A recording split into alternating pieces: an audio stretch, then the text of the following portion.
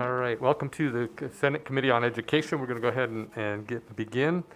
Welcome to those who are present here in Carson City and online and by phone.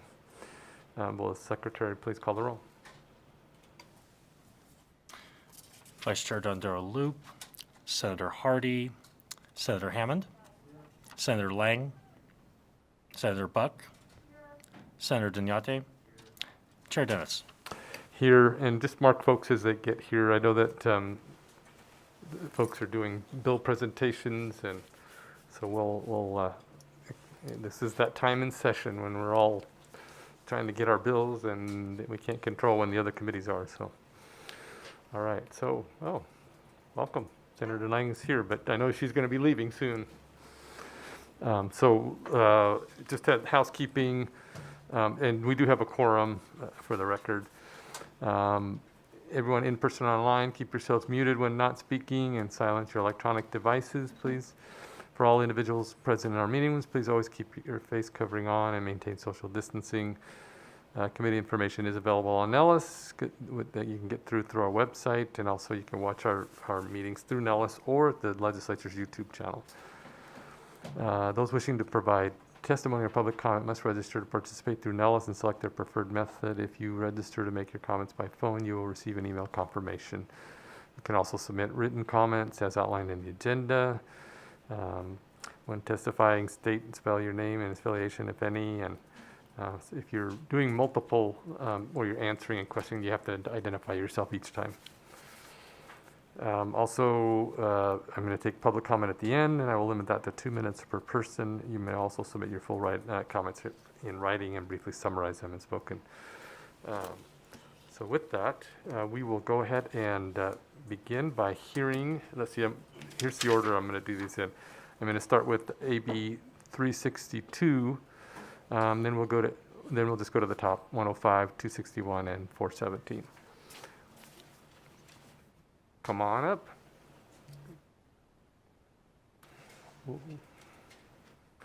Welcome, Madam Majority Leader.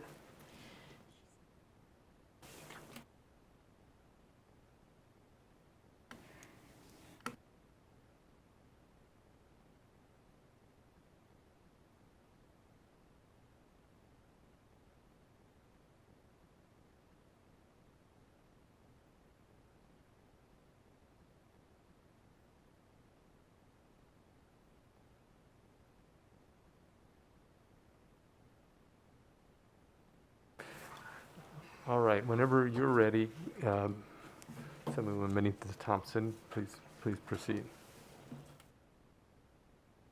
Okay, and welcome, by the way. It's good to have you here. Thank you so much. I'm Assemblywoman Teresa Benitez Thompson. I represent Assembly District 27 in North Reno. It's a pleasure to be here today, and I thank all committee members for taking the time to hear Assembly Bill 362. Assembly Bill 362 is a bill with 4 sections, of which 2 of them have some of the most substantive changes, Section 1 and Section 3. So I'll tell you what the bill does first, and then I'll kind of explain why I'm here with the proposal to do it. So first of all, we are talking about the prepaid tuition policy plan that's housed within the State Treasurer's office. This plan has been around for a while. These are not general fund dollars. These are dollars in which you as a policyholder decide to open up for a prepaid tuition plan, and then you decide one of the 3 ways in which you're going to fund your child's future college, and then you either make a one-time payment on it or you make a series of installment payments.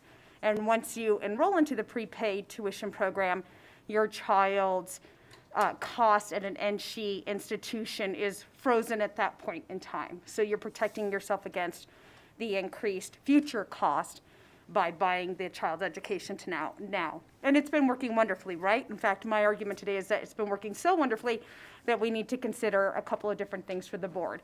So the first would be in Section 1, that as necessary, the board can revise policy on the use of the money in the trust fund that is in excess of the amount determined by the board to be required to be established for the guaranteed rate of tuition under the prepaid tuition plan. So that's in Section 1.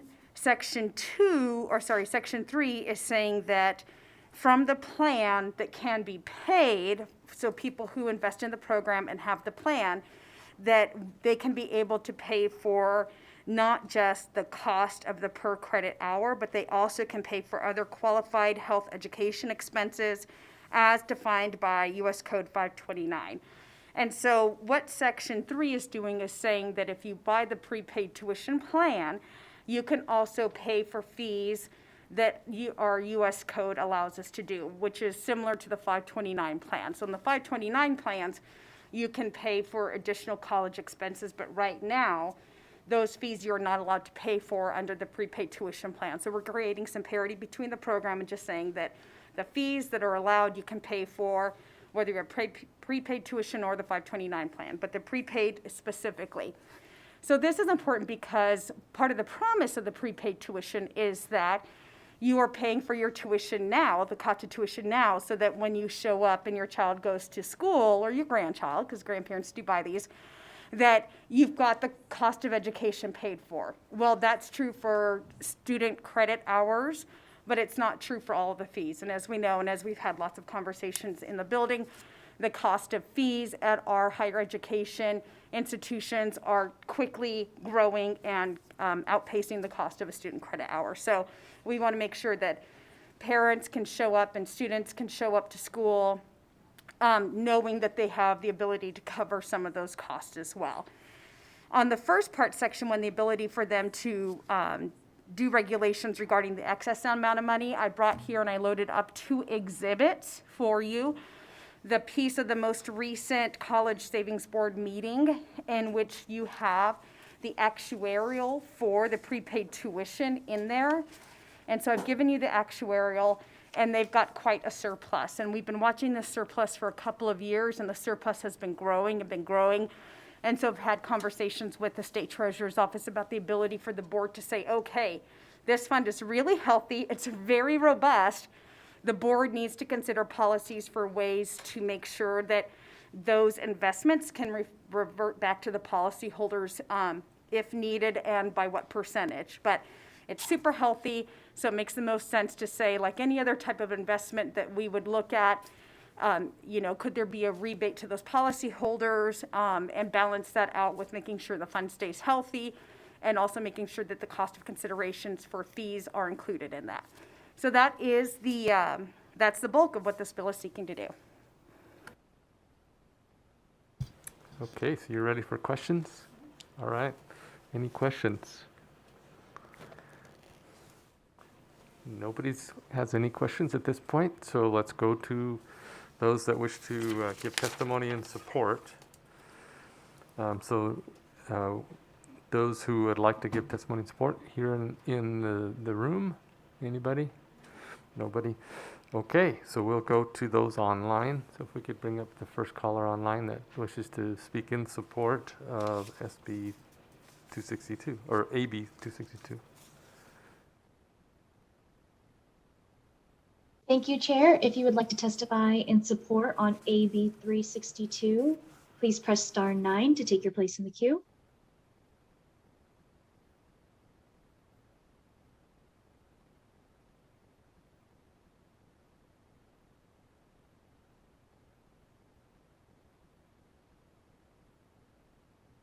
Chair, there are no callers wishing to testify in support for AB 362. Okay, so we'll keep an eye on that. It hasn't been quite 30 seconds because there's that 30-second delay. But let's go to the those that wish to speak in opposition. If there's anyone wishing to speak in opposition. Nobody here in the room is coming up. Let's go to those online. If you would like to testify in opposition on AB 362, please press star 9 to take your place in the queue.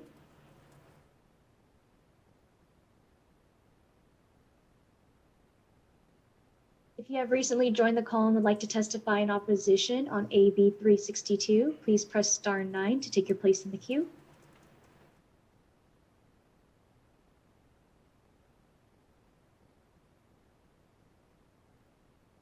Caller with the last 3 digits, 837, please slowly state and spell your name for the record. You have 2 minutes and you may begin. Hello, this is Kent Urban, ERBIN for the Nevada Faculty Alliance. I'd like to speak in support but was delayed getting in. Is that okay? Yes, please. I figured there would be a delay on that, on the initial one, so please go ahead. Okay, thank you very much. Nevada Faculty Alliance, Kent Urban, KENT-ERBIN. We support the AB 362 as a method to get available funds to students who can use them, and we appreciate Assemblywoman Teresa Ventez Thompson's bringing the bill. Thank you. Thank you. Let's go to the next caller. We are currently on opposition testimony, but if somehow we miss you, go ahead and call in on the support.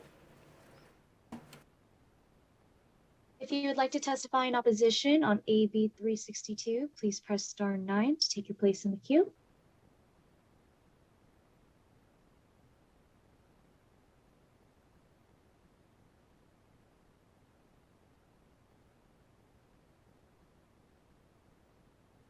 Chair, there are no callers in opposition at this time. Okay, let's go to those who are in neutral. Anyone wishing here in the room? No one here. Go on. First caller. Bring up the first caller online in neutral. If you would like to testify in neutral on AB 362, please press star 9 to take your place in the queue.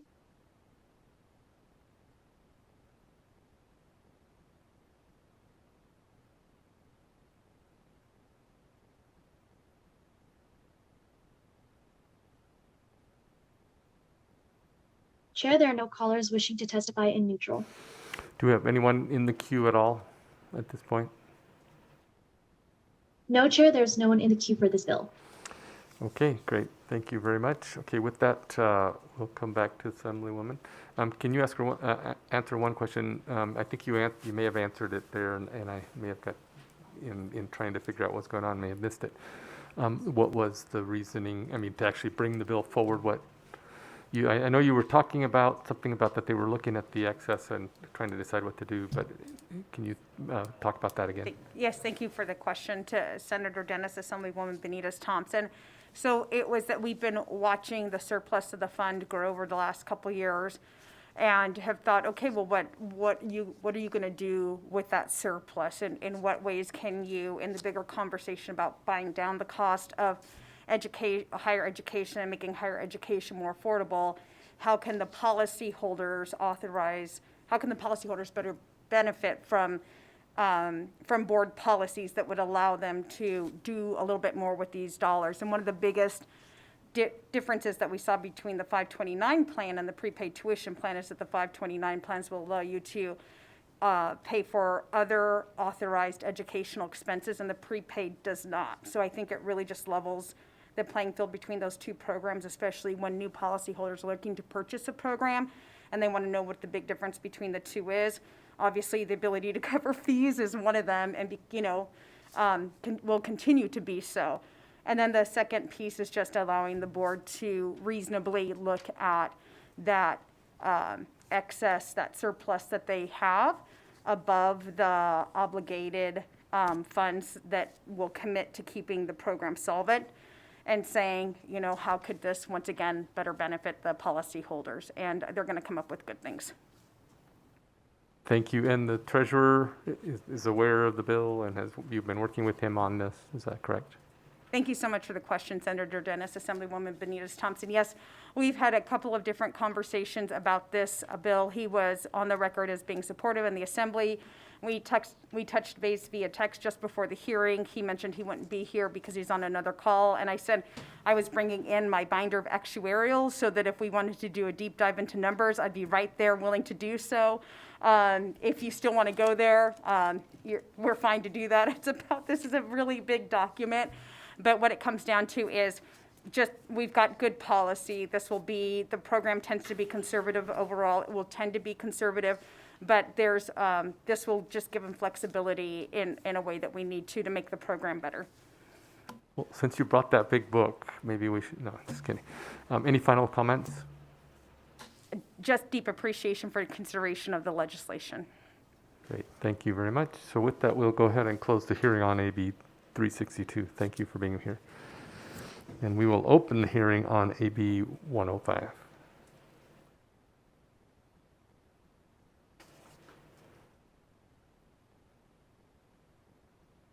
Assemblyman Roberts, welcome. Thank you, Mr. Chair, and Vice Chair Dondero Loop, and distinguished members of the Senate Education Committee. It's great to be down on the lower floors in the upper house for the first time this session, so I look forward to this bill presentation. I'm here today. I'm Assemblyman Tom Roberts from Assembly District 13 in Southern Nevada, presenting Assembly Bill 105. With your permission, first I'll talk a little bit about how this bill came forward. I have a parent on the line that actually reached out to me and got this going. Then I'll give a little background on the NIAA, which is the Nevada Interscholastic Activities Association. Then I'll go over the technical aspects of the bill and then open it up for questions. First of all, I'll start with how this bill came about. As my county commissioner, Marilyn Kirkpatrick, reached out to me. She had some parents that were a little upset with the lack of responsiveness to the NIAA during the last year, during COVID and the shutdown, and they were a little frustrated with it, and so they came forward with a bill draft idea. So I will turn it over to Donna Ranone, who should be on Zoom, who has a short statement that she'll read. Good afternoon. This is Donna Ranone. Thank you for letting me speak today. I'm just going to read you a brief statement. So Donna, can you just AB make sure? 105 is a bill that was created to help deal with an issue Donna. that has been magnified recently due to the pandemic. Youth sports has been an issue that has been at the forefront of many parents' concerns. It has been a very difficult time dealing with unprecedented issues, and the NIAA has had a monumental task in addressing these issues. One thing that became apparent during this time is that the parents of the student athletes and the student athletes themselves did not feel they were being heard. So as a way to open communication between these groups, the idea of the bill came about. The requested parent positions can increase transparency by helping to communicate any ideas and issues, both to the rest of the NIAA board to help give a broader view, and also back to the constituency to help them better understand how the NIAA makes their decisions. Their perspective as a parent can be extremely helpful by widening the scope of discussions and therefore helping the NIAA board make the best decisions for the student athletes. The bill also requests the addition of student athlete positions to the advisory boards. Our state is filled with phenomenal young people who want to make a difference. By adding these positions, you are allowing the youth of Nevada to become part of our process. No one has a better perspective on what is happening and changing in youth sports than the students themselves. Playing sports teaches children many things, including hard work, compromise, time management, and how to be part of a team. These skills will make them valuable members of the NIAA advisory boards. AB 105 is not meant as a criticism of the NIAA, but to make a good team even stronger. It is taking what we have learned and heard from the people of our state and implementing change. Thank you. Thank you. And can you spell your name for the record? It's Donna Ranone, Rainone. Perfect. Thank you. All right, Assemblyman Roberts. Thank you, Ms. Ranone, and thank you, Mr. Chair. And now I'll go over a little background on the NIAA. Nevada Revised Statutes 38.5B.050, currently in statute, gives permissive language for county school districts and trustees to form a nonprofit to be known as the Nevada Interscholastic Activities Association. It allows the NIAA to control, supervise, and regulate all interscholastic athletic activities, events, and other interscholastic activities of all public schools and homeschool children in our state. The NRS also allows that private schools, charter schools, and parochial schools can actually join the NIAA. NRS does not have any specifics or guidance on the makeup of the board or any advisory boards. Some of that is in the Nevada Administrative Code, but the NRS remains silent. According to federal tax returns, the NIAA has about $2 million in annual revenues. A quarter of that is spent on salaries and executive director, 2 full-time positions, and other personal related expenses. The current NIAA board is comprised of 9 members, 3 school district trustees, and 6 school administrators. So that's 9 members, 3 school district employees, and 6 school administrators. Now I'll go over a little technical aspects of the bill. If you look in section 1 of the bill, item 2, we actually identify the NIAA as the association. We add 3 members who are parents or guardians of pupils who participate in a sanctioned sport. Of the members who are parents or guardians of the pupils who participate in a sanctioned sport, it gives some guidance on where they will be from the state. Clark County, basically Washoe County, went from the rules.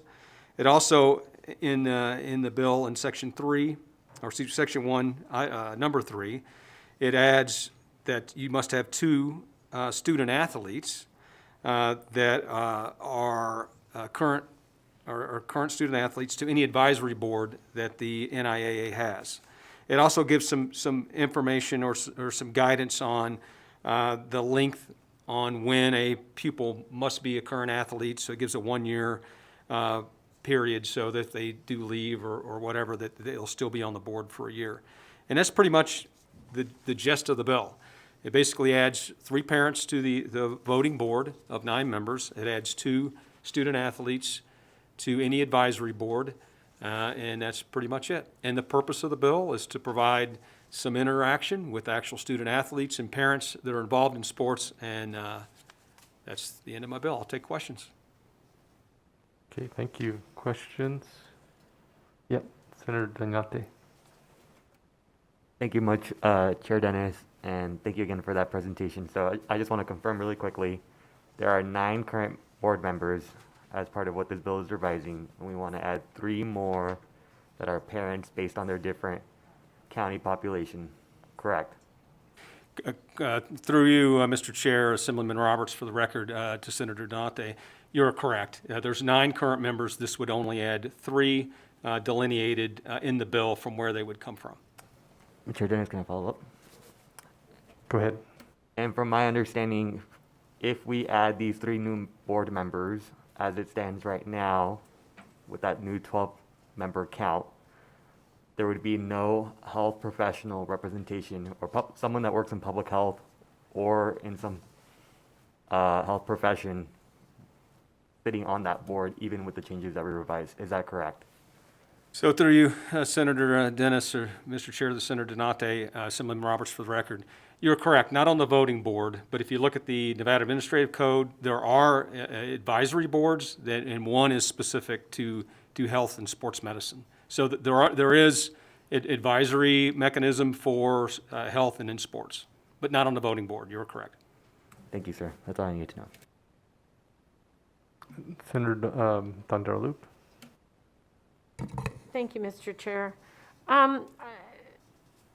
Assemblyman, can you clarify, because I'm seeing, you said there's currently 9 board members, and then in the Section 1, subsection 2, it says the board must include at least 3 members who are parents or guardians. So that adds 3? And then in subsection 3, must have at least 3 members who are pupils, so that doesn't that add another 3? Am I reading that wrong? For the record, Assemblyman Tom Roberts, you're correct. It is 3 additional members to the voting board, and it was supposed to be amended to 2 members on the advisory committee, but it now has 3 members on pupils on the advisory committees, so it's 3 and 3. So my apologies. So it would be an additional 6 No, people? no, ma'am. So it would be 3 parents or guardians of student athletes on the voting board. It would be 3 pupils to any advisory board. Just so I'm clear, is there more than one advisory board? So there could be multiple? Correct. If you look at administrative code, there's a variety of advisory boards that are there. So you could have, I don't know, 12 student athletes on 3 different or 4 different advisory boards, right? You could, correct. That's kind of where I was going with it. And not that I have a concern adding athletes. What I have a concern is A, the time that it must take, and B, what would happen if we move, like if I move or I don't continue in a sport, which happens all the time, I get injured, so I decide not to do that sport. Do we have pieces in here, if we're going to add them, of ways to replace them, or So if you look through you again, Assemblyman Roberts to Senator Dondero Loop, if you look further in number 4 in section 1, it actually says that they would participate for a full year. Then if they leave or they no longer graduate or no longer participate in the sport, they would be replaced the following year.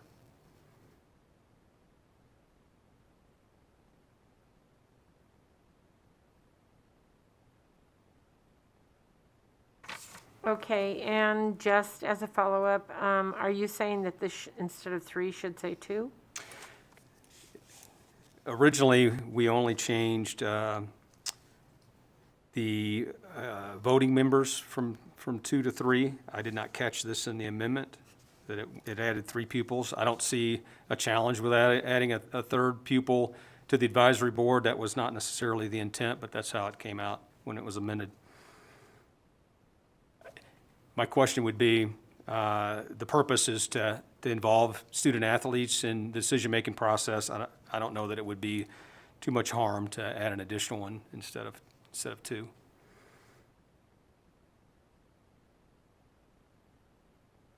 So what I'm hearing is that you're not saying necessarily that we need to amend it to 2, you're just saying leave it at 3. If that, for the record, Assemblyman Tom Roberts, if that pleases the committee, I would certainly be supportive of leaving it at 3 and not necessarily amending it back to 2. Okay. It still provides the intent of the bill is to involve student athletes in the decision-making process for sports. Okay, thanks. Senator Dondero Loop. So I'm kind of processing like how we do it with some other boards when we have board members, but then we have like a student representative or a parent representative. And I'm just wondering how this might play out with a big district like Clark County that's going to want to have more representatives, right? Because we have 50 high schools or whatever it is now. And so I was just trying to process the equality of it, I guess.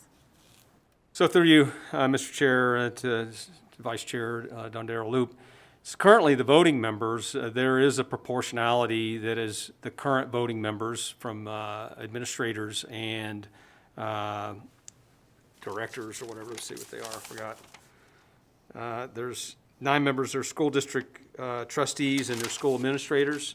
It is currently set up to where there's more representation in the larger counties. That was brought up in the first hearing by the NIAA. So that's why we added an additional person, so to not upset the balance between rural and urban settings. So that's why we added an additional member.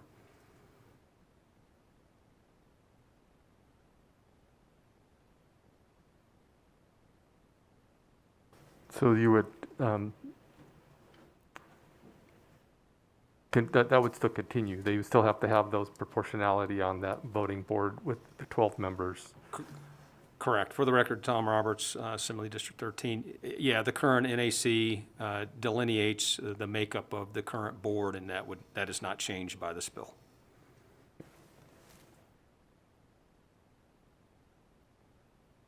Any other questions? Yep, Senator Dondero Loop. Thank you, Mr. Chair. The other question I have is I noticed in your discussion of the bill when we started, you were talking about parents that represent school districts, charter schools, and homeschools, et cetera, et cetera. And in here, it specifically says each member must not be an employee or an immediate family member of an employee of a school district. How will that include the charters and the homeschool parents?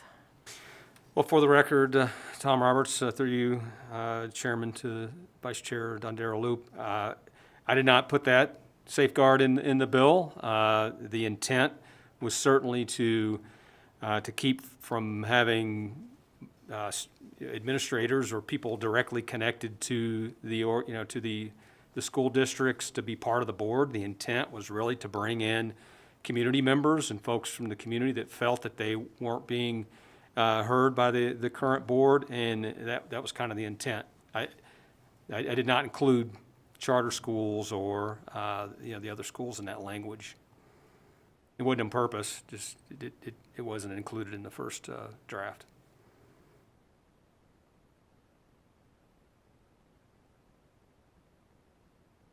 Okay, any other questions?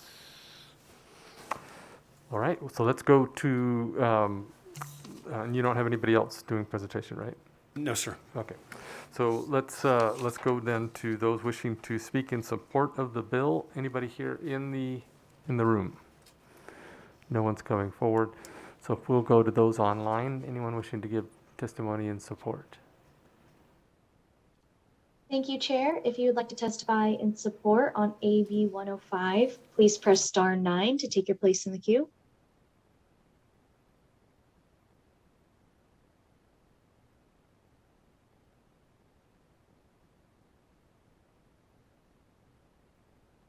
Caller with the last 3 digits, 504, please slowly state and spell your name for the record. You have 2 minutes and you may begin. Hello, my name is Brittany Sheehan, Brittany Sheehan.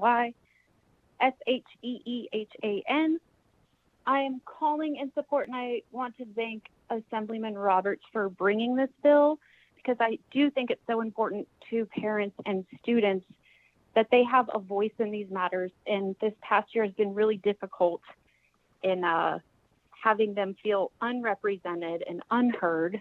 So I think the intention of this bill is great. It's on point. I hear you guys going over the minutia and details of how it can work, and I would hope that you guys can come to an agreement and we can get this done for students who really do need to be represented in decisions made about them. So thank you for your time.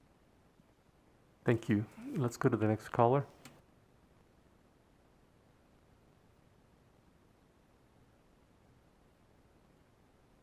Caller with the last 3 digits, 090, please slowly state and spell your name for the record. You have 2 minutes and you may begin.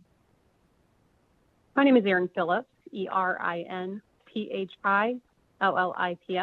For the record, I'm the president of Power to Parent. Power to Parent exists to empower parents to advocate for their children. And because parents and their student athletes are the greatest stakeholders, and the decisions made in these committees impact them the greatest, we support adding them to these committees.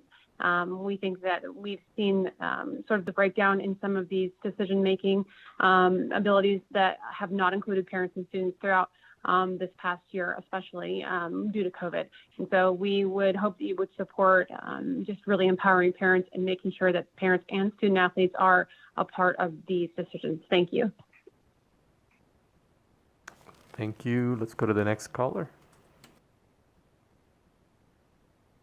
Chair, there are no more callers in support at this time. Okay, thank you. Let's go to those that are wishing to give testimony in opposition here in the room. No one coming forward. Let's go to the first one online. If you would like to testify in opposition on AB 105, please press star 9 to take your place in the queue.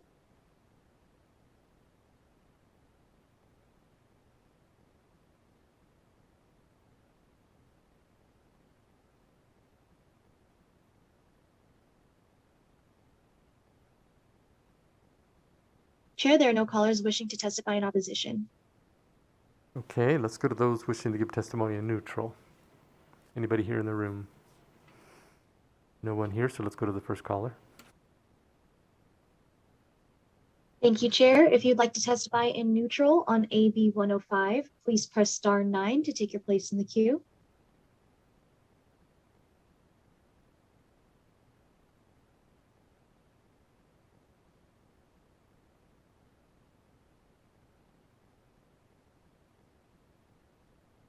Chair, there are no callers in neutral at this time.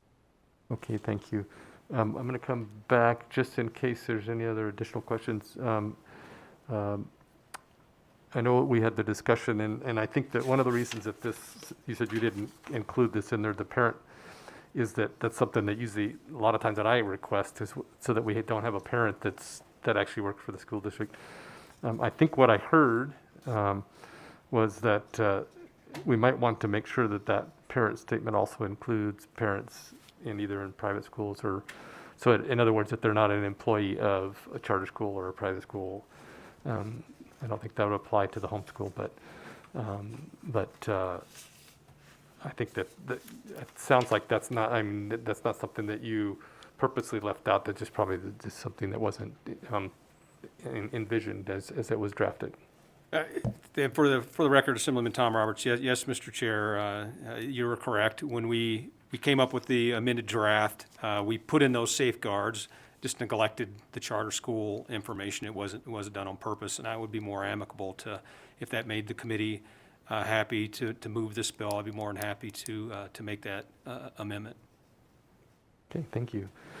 All right, so with that, any closing comments? No, I appreciate your time today. It was a pleasure being down here in the Senate Education Committee, and if you have anything further, please let me know.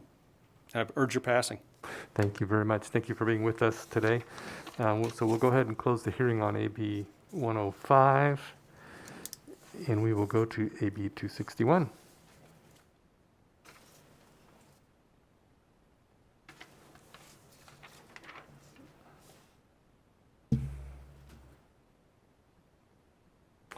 Assemblywoman Anderson, it's good to have you here today. You. Good afternoon. It's nice to be here. My name is Natha Anderson, and it is my honor and pleasure to be a school teacher in my real life. But today I am here representing Assembly District 30. Assembly District 30 is mostly Sparks, a little bit of Reno. I personally call it the heart of the Truckee Meadows. Assembly Bill 261 is inspired by two different items. The first is a philosophy that I can remember learning when it was time for me to go to the College of Education. And it was probably one of the first textbooks that I had the opportunity to read. And I have a feeling that other educators on this committee, as well as anybody that's ever taken a class that has to do with English, has probably been introduced to choosing and using books for the classroom, which was published in 1990. This philosophy basically states that when there are enough books available that can act as both a mirror and window for all of our children, they will see that we can celebrate both our differences and our similarities, because together they are what makes us all human. As an English teacher, this is something that I've always attempted to utilize in my classroom. I want the books that we get a chance to read as a whole class to be both a mirror reflecting where my students are from, but also sometimes a window into a different culture and community for them. And this belief is embraced by many, including the Department of Education and many of our school districts who already utilize this practice when choosing textbooks and/or other district-wide and/or statewide adopted materials. It is not, however, set specifically in law, and that's one reason why I'm bringing this forward. The second inspiration is actually, for me, a little bit more important. It's coming from students. These students are individuals who have either graduated in the last year, so they will never have the benefit of this law, unless they have children themselves, or they are in the process of getting ready to graduate. The two different groups that I worked with, one out of Clark County was the Las Vegas Youth Power Project.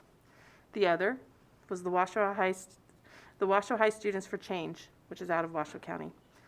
Their statements are difficult to hear at times. It was very hard for me every once in a while to sit during our school board of trustees meetings when they were bringing up things that had not been taught and should have been.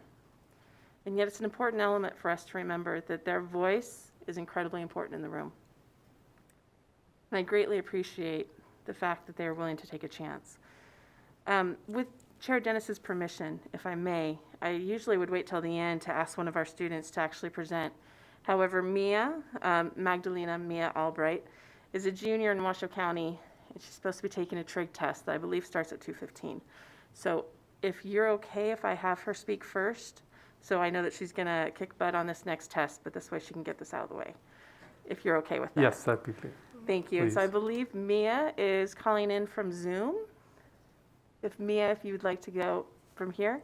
It's my honor or my pleasure to introduce one of our future leaders, a junior of Reno High School, Mia Albright. If you would like to tell your story, Mia. Thank you so much, Assemblywoman Anderson and Mr. Chair. My name is Mia Albright, Miaalbright, and I'm a junior at Reno High School. I'm biracial, half white and half Hispanic. I'm also the daughter of an immigrant, my mom, who, along with her family, fled war in Nicaragua and grew up in Los Angeles, California. Growing up in the Washoe County School District in Reno, Nevada, taught me nothing about Central America and left me with serious questions about my identity and my culture. A lack of coverage of people of color in curriculum and textbooks had me fervently wishing to only be white. All I wanted in elementary and middle school was to fit in better with my peers at my predominantly white schools. Missing Latinx perspectives also had me forming flawed, racist ideas about what an American is supposed to look like. I used to cringe when my abuela spoke Spanish to me at a grocery store, ashamed and embarrassed of my own family. I considered myself better than other Hispanic students who struggled with speaking English because it wasn't their first language. No student should feel the way I felt, ostracized and alone, and no student should formulate or fall victim to those racist ideologies the way that I did. Including multiple perspectives in textbooks would mitigate or even eliminate those issues that I faced. It would teach empathy and respect for others. It would create a safer, more engaging school environment for all students, whether they are Black, Indigenous, Hispanic, Asian, or white. It would be a significant step in creating schools that work for and represent all of its students. Thank you. Thank you very much. Thank you, and thank you for allowing me to speak first. Good luck on the test.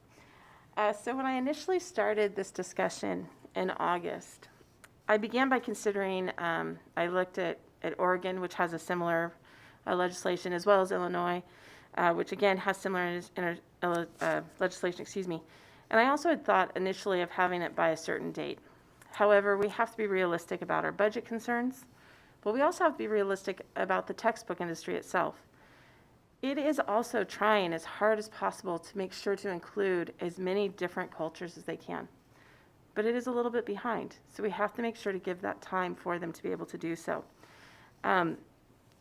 I can really see this actually, if you get a chance to do some great research. It's out of University of Wisconsin in Madison. They actually go through every children's book that is published for a year, and they actually track the diversity in those children's books. From the 2018 data, 1% are American Indian or First Nation, 5% are Latino or Latina, 7% Asian Pacific Islander, 10% African American,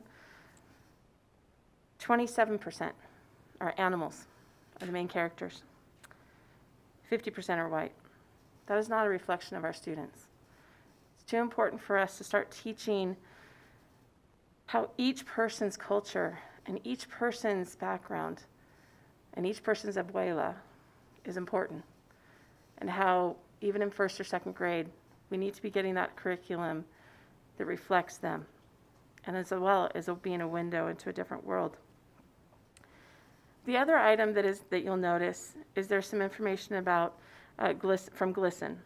From the 2019 state snapshot, only 15% of the students that were surveyed felt that they were taught positive representation of LGBTQ people, the history or the events. This is all an important part of our history. This is all an important part of our culture. We need to be more inclusive. Although I have many other stats that I could easily bring forward, instead I would just like to quickly go over the details of this short bill. The first, it would review the standards in social studies, humanities, and science. The humanities would be both arts as well as English literature. That review would be through the similar process that is usually done, which is where the whole state reviews those standards. It's not asking for a special time frame. It is to make sure that the different communities are accurately represented and the information is age appropriate. The word age is rarely used in our NACs or our regulations. And so this is bringing in the word age for a reason. This review would again go through the current schedule. I'm not asking for this to be reviewed beyond the current scheduled time because we have different time frames when you review those items. I do believe there was a little bit of a misunderstanding which created concerns around the funding. You'll notice that there are some funding items on there. I've cleared it up with Clark County School District. They have removed their fiscal note. And I've been working with Mrs. Przynski, who will be working with the other school districts to continue to address this. I also wanted to clarify, this is not mandating a specific textbook or district-wide instructional materials to be adopted. I believe that there is some confusion. I've received 2 emails about some confusion. One of the current large school districts is currently reviewing a textbook. It's always good to see you, Dr. Hardy. As I was saying, though, one of the larger school districts is currently reviewing a social studies change.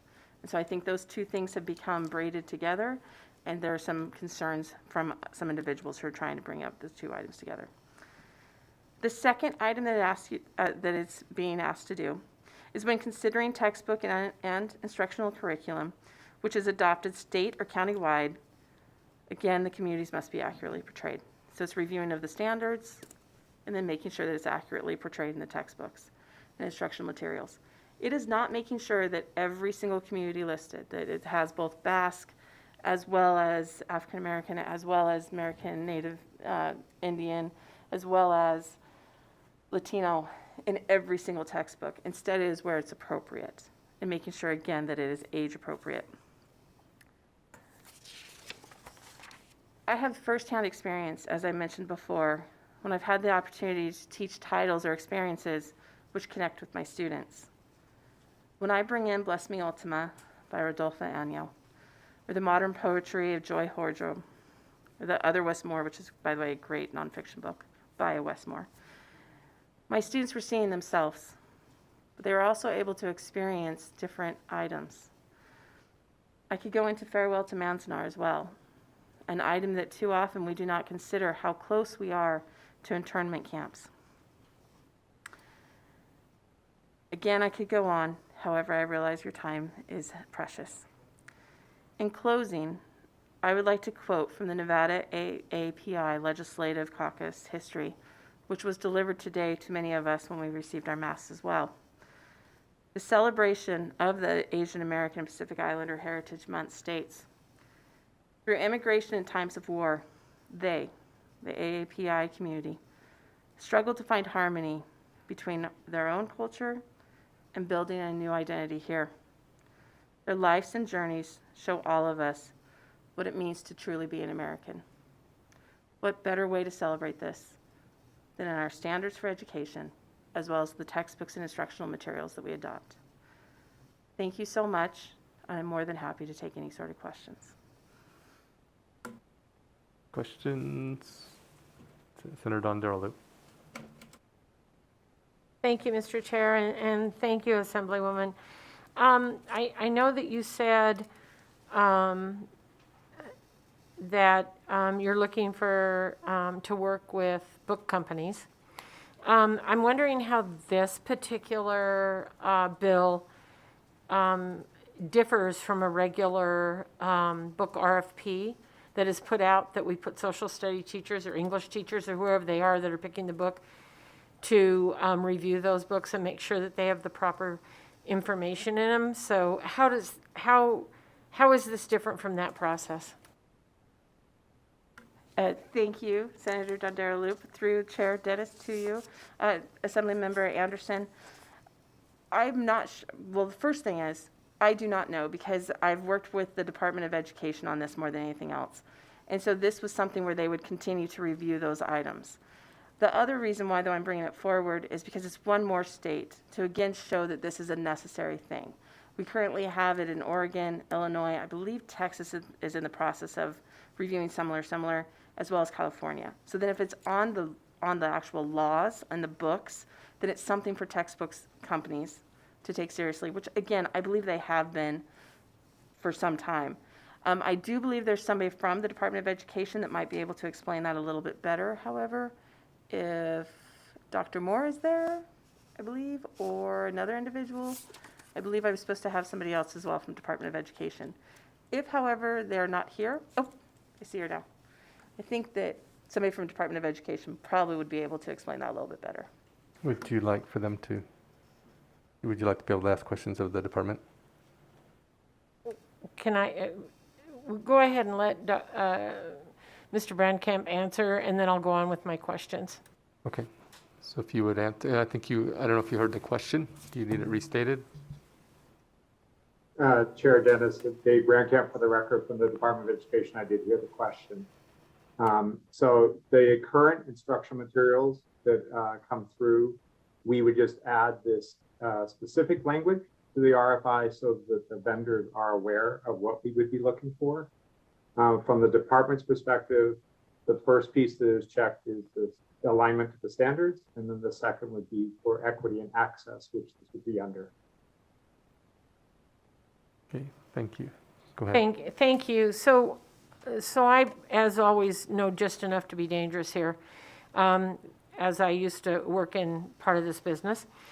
And I know that some of my concerns, while I really appreciate the bill and like it, my concerns are, as usual, we are limiting who we list there.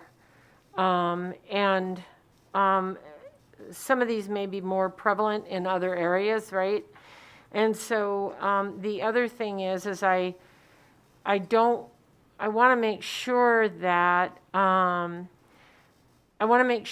when we have teachers looking for specific curriculum material, that they are choosing and approving exactly what they need, because I think the teachers should have the ultimate voice in what they use.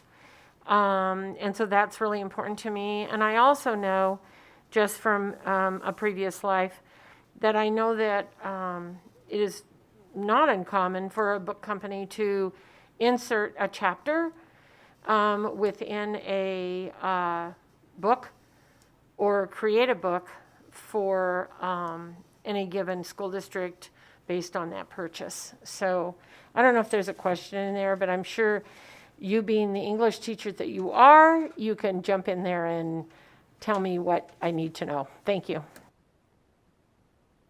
Through Senator Dennis to Senator Dondero Loop, Assemblymember Anderson, thank you. I do not have the answer, but I do have some personal experiences. When it comes to, for example, I do believe under 1.1D, we utilized Basque. Basque culture is not exactly studied often. And yet, how important is it that we have a chapter from Sweet Promised Land by Laxalt at some point? And so when you said that, that's the first thing I thought of was, I know, going through an English textbook adoption committee, I think it was 15 years ago in Washoe County, that actually was added to one area because we were like, well, where's this? And so it was the ability then to utilize these very specific individuals that we want to make sure are present. Because again, Basque culture is not exactly something that you're going to see outside of Nevada often. But it's that sort of ability to have the conversations that allows us to not only recognize the differences in our history and in our culture and in our literature, but also work with textbooks and work with the standards that are necessary to be able to do that. So I'm so happy that you brought that up. The most important thing, though, I 100%, 1,000% agree with you, should be the educators to make that decision. So this is only when it's curriculum that is being a textbook that is universally adopted at a district level that should go, or a state level, that should go through the process of being reviewed to make sure that it is, in fact, what is necessary. This is not, or even, and I can pick it up right now for you. Again, as I said, English is my world, and so I have my list of supplemental titles that I can bring in. It's a lengthy list. It is my choice, though, as to which book to utilize. However, this list is reviewed by a very large group in Washoe County of middle school and high school teachers to make that decision. Yes, this is approved. Yes, or no, it's not. And so it simply gives more tools in the toolbox. So for those of you playing along for cliche bingo and education, you can mark that one off on your bingo card today. But that is just one more element for us to be able to utilize. And I really appreciate that question, by the way. Other questions? Senator Buck. Thank you, Chair Dennis. And like my colleague, Vice Chair Marilyn Dondero Loop, I do believe in autonomy of teachers, of schools, that they do have the choice to teach what they want to in their schools, in their classrooms, in their systems. So I do wonder also about the cost to individual districts, and then who also decides what's age appropriate. Thank you, Senator Buck. Through Senator Dennis to Senator Buck. Assemblymember Anderson. The cost, it would be through the similar process. I'm not asking for there to be a special process. So you'll notice that there are currently some funding notes, and I'm working with Mary Pruczynski to, again, try to address that for our smaller counties and everything. But it would be the similar cost that usually happens when it comes to a textbook adoption or curriculum adoption. This is not a specialized cost. And so usually there is it would be whatever the current process is, whether it's done through the county or through the state, a combination of the two. Because you should have training. It should not just be, here's a book, let me run away the other way, which unfortunately, I'm looking at a few of us who have been in education. We have had those fun professional developments in that fashion. That is not the purpose of it. The second item of the decision of the age appropriate, and I think that really is an important area to discuss, because as I said before, we've got one district that right now actually is reviewing the social studies textbook possibilities. That's exactly what those school board decision will be made. Is this age appropriate based upon the community input, based upon the Department of Education's input, based upon the pedagogical as well as grade idea? And so those are those sort of items. It's not that you're going to have something. I'm so sorry to keep on using English, but again, it's my world. Nevada writer, Ellen Hopkins, is a great writer. She's from the Nevada area, but some of her books are a little bit more adult. You're not going to have Crank or some of the others that in a fourth grade class, in a third grade class. That sort of item is what would be actually the decision at truly the school board level, as well as at the Department of Education level when they're reviewing. So again, using the list that I have in front of me, we actually do have the recommended level that it should be, whether it's high school, middle school, et cetera. Other questions? Let me ask one just clarifying question. So is there anything in this bill that mandates that they have to change their textbooks, what they currently have? And thank you for that question, Senator Dennis. No. Assemblymember Anderson, sorry. No, there are not. This would again go through the similar process. Unfortunately, it's been some time since we've had new textbooks being adopted in some of our districts. I believe Clark County is one of them. If I remember correctly, President Obama is an up-and-coming senator in the current social studies textbook. So no, it is not, unfortunately. The main reason why was because of the budget crunch that we're under at this time. Then also, we have to be realistic with how much work it does take to review the textbooks as well as the instructional materials. So that sort of item is why. And then I think Senator Dondero-Loop might have more to add as well. Just a clarifying question. So this would just add additional criteria when they go to buy new textbooks. Is that correct? Senator Dennis, Assemblymember Anderson, that is correct. Okay. And I also please apologize to Senator Buck. I forgot to thank you for the question. Senator Dondero-Loop. Yes, thank you.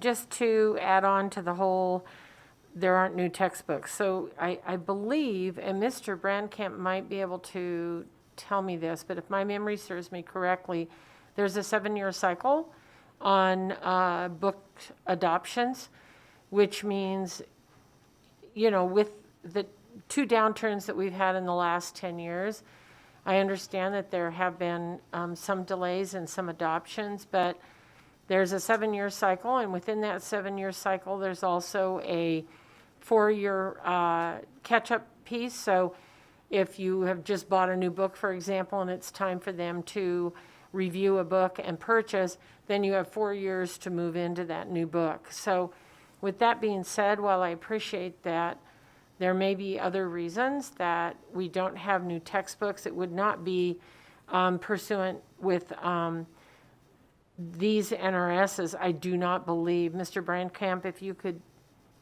if you could correct me if I'm wrong. Mr. Brandcamp? Senator Dunn-Loop. Sorry, Senator Dennis, Senator Dunn-Loop through Senator Dennis. Dave Brandcamp for the Department of Education. The textbook adoption process that you were describing is correct in the sense of a cycle. However, anytime if the standards were changed, for example, when we brought in the next generation science standards, then that timeline that you were describing, there's a major change in standards across the entire country. It takes a while for our textbook companies to catch up. So we often will extend our review until we know we have material to put forth. So that would be the one adjustment to what you described. What we do is put a list on the state board website that these are the textbooks that have been approved by the Department of Education. And then as districts have the funding or the availability to them, they do an additional review and then make a selection from that list. Thank you very much. I just wanted to put that on the record. Thank you. Thank you. Other questions? I'm not seeing any other questions at this time, so we will go then to, you don't have any other presentations, right? I actually do have my intern who is actually in the room today. Okay, well then, if they'll come forward. Thank you.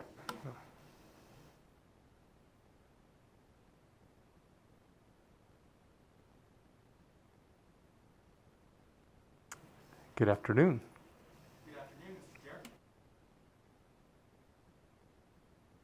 Whenever you're ready, make sure you press the button and identify yourself for the record.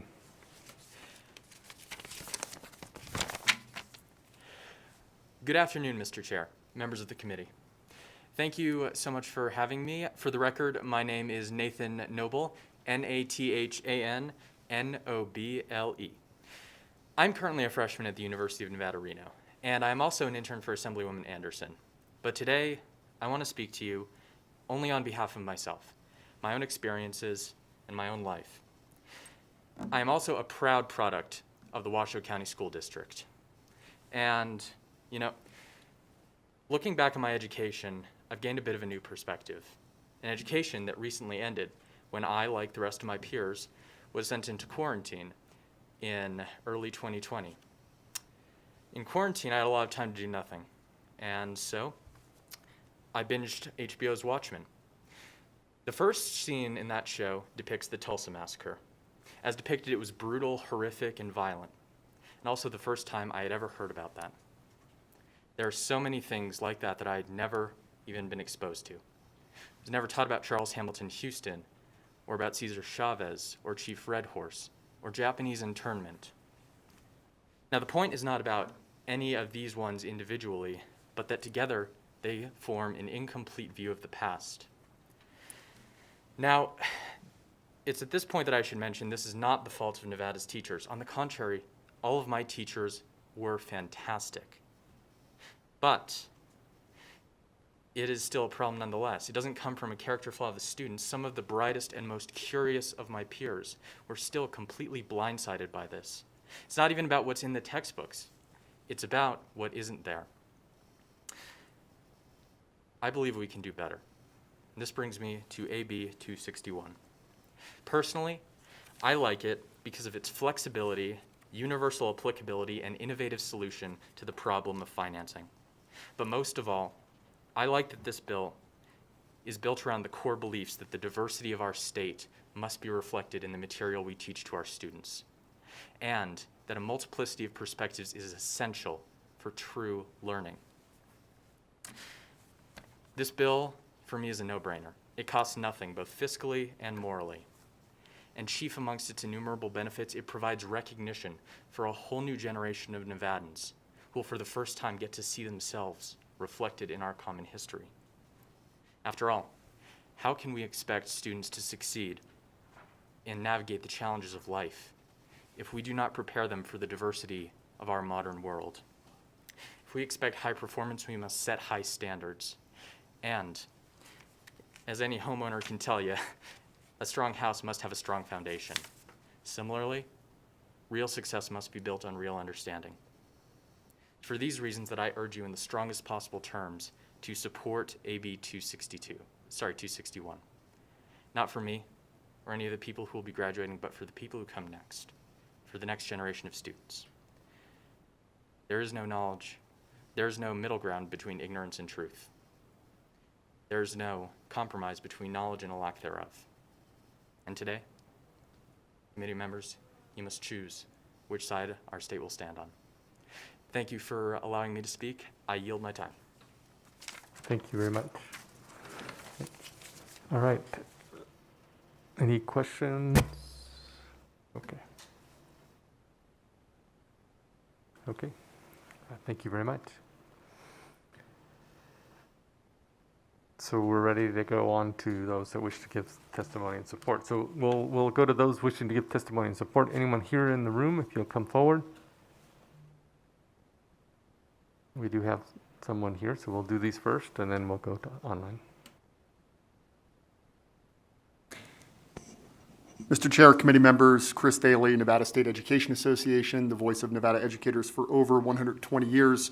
NSCA supports AB 261 to provide diversity and inclusivity in the academic standards and curriculum.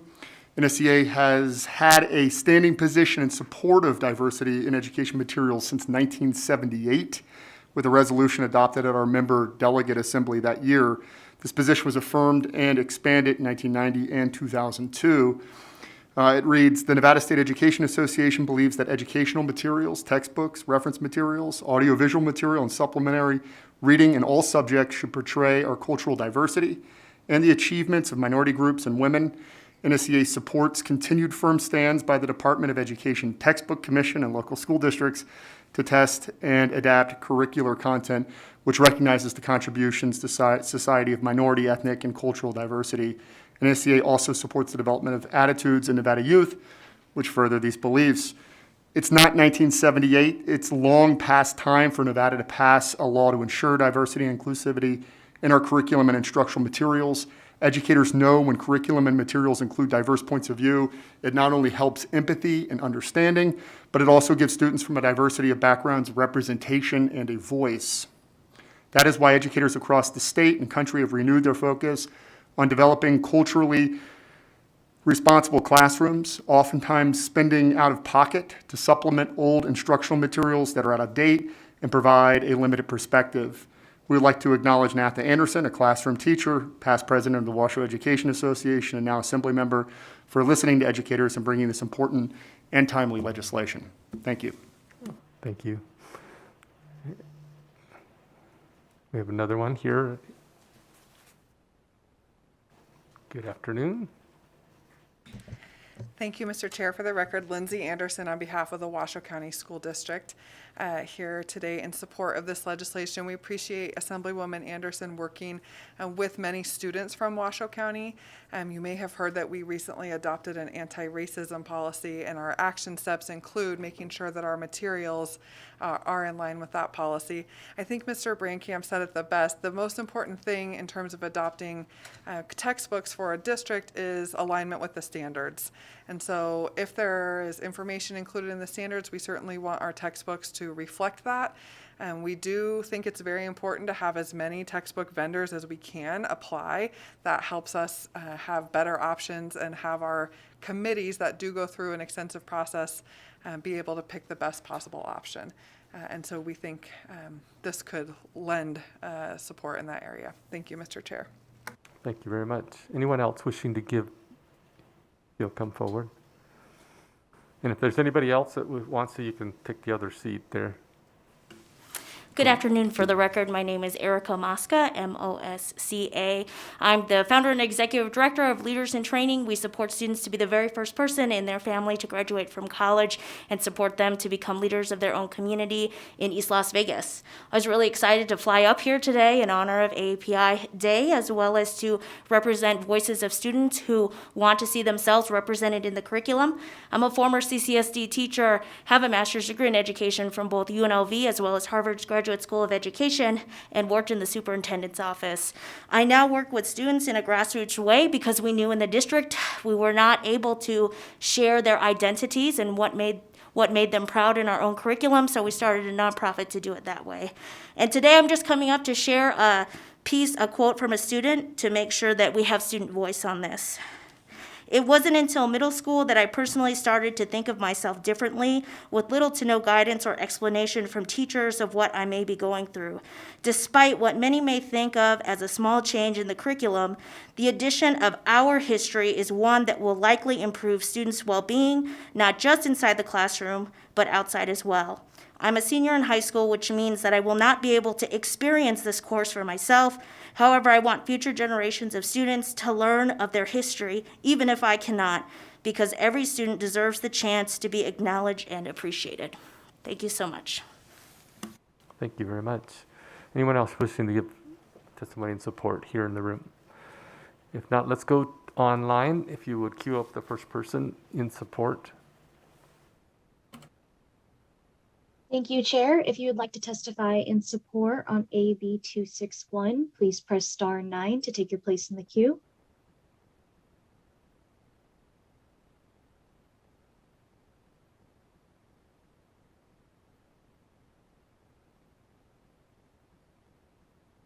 Caller with the last 3 digits, 433, please slowly state and spell your name for the record. You have 2 minutes and you may begin. Hello, Chair and committee members. For the record, my name is Amber Falgo. That is spelled AMBERFALGOUT,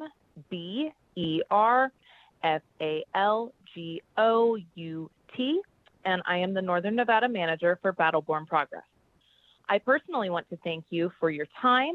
We are in full support of Assembly Bill 261, and we thank Assemblywoman Anderson for bringing this bill forward. We believe that diversity in curriculum is a core part of a student's growth. Making sure that textbooks represent the cultural diversity of our state and our nation is crucial. Making sure our students see a diverse and inclusive curriculum is proven to teach them empathy and understanding. Our history is diverse, and this should be represented within the curriculum that our students see. We urge the committee to support this bill. Thank you again. Thank you. Let's go to the next caller.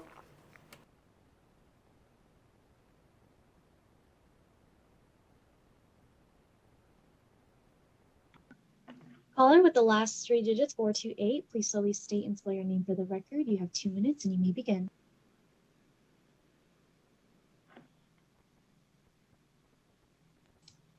Caller with the last 3 digits, 428, please slowly state and spell your name for the record. You have 2 minutes and you may begin.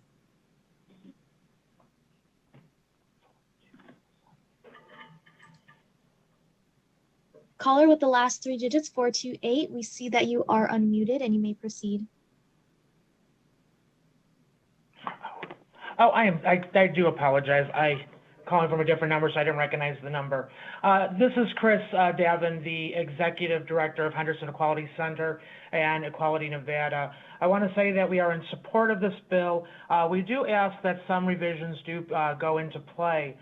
We would like to see how AB 261 can be combined together with Senate Bill 194, which goes over the civics and implementation of adding the Pacific Islander Americans, Latino Americans, Middle Eastern Americans, women, persons with disability, immigrants or refugees, and persons who are lesbian, gay, bisexual, transgender, or questioning, which is covered in Senate Bill 194 under Section NRS 389.525, Section 2A, which was introduced just shortly in March by Roberta Lang. Currently, 5 states have the revisions of this textbook implementation, which are California, Illinois, New Jersey, Colorado, and Oregon. Nevada would be the 6th state to include these teachings in various backgrounds in the history and civics classes in schools throughout our state. We would like to see that an option of various textbooks can be provided to the school districts so they can choose which version that would best suit for their school area. Right now, only 15% were taught positive representation of LGBTQ people for history or events in inclusive curriculum throughout the United States. Our students today need to be taught about this in history, that they have made something memorable, and that their ancestors are being recognized. We ask that you look at Senate Bill 194 and Assembly Bill 261 and put the bills together to make a more robust initiative in diversity, equality, and representation. Thank you for your time today. Thank you. Let's go to the next caller.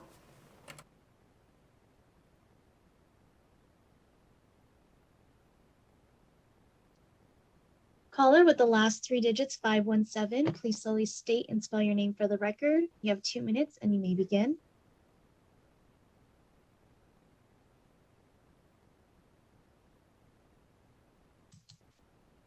Once again, caller with the last three digits, Hello, my name is 517.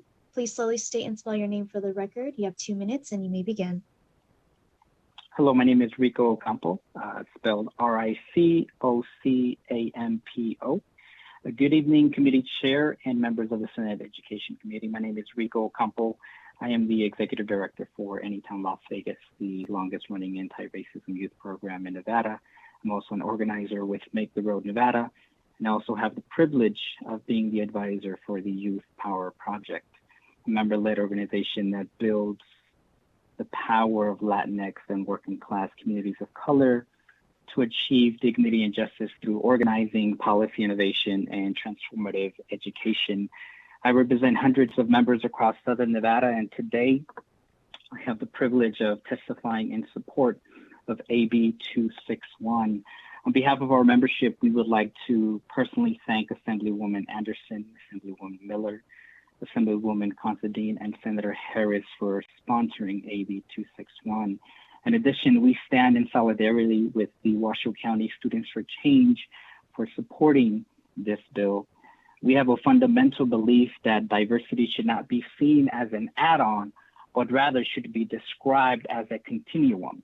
A school curriculum that incorporates diversity enhances learning and research and deepens in-class discussions. Schools must ensure diversity exists on every level by ensuring diverse enrollment, training, and crucially implementing curricula that reflects the history and culture of students of all backgrounds. We believe that equitable education reform must be invested in diversifying not only classrooms, but lessons plans as well. Stereotypes about which racial groups can and cannot succeed academically have become pervasive in American classrooms. We know that a large growing body of research has demonstrated how teacher expectations can reinforce the notion that white and Asian students will outperform their Black and Hispanic counterparts. And in fact, the American Psychological Association has found that this kind of stereotyping can widen the achievement gap by creating a stereotype threat, a self-enforcing stigma for students who believe they are inferior in academics.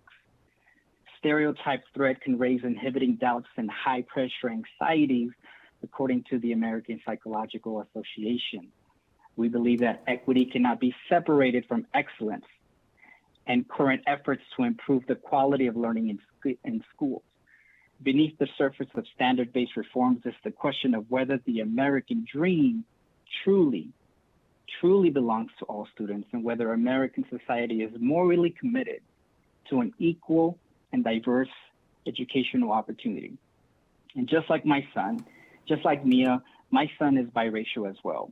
And next week, my wife and I will be celebrating his 6th birthday. My hope is that he will learn the incredible accomplishments of people from his Mexican heritage. My hope is that he will learn the remarkable contributions made by other racial groups. And while having conversations about fiscal notes and policies is critical with any legislation, my hope is that the conversation about AB 261 remains focused on how we can advance a better Nevada through diversity. Because as diversity grows, so must we. And so on behalf of our members, I urge the Senate committee to support AB 261. Thank you for your time and consideration. Thank you very much. Let's go to the next caller.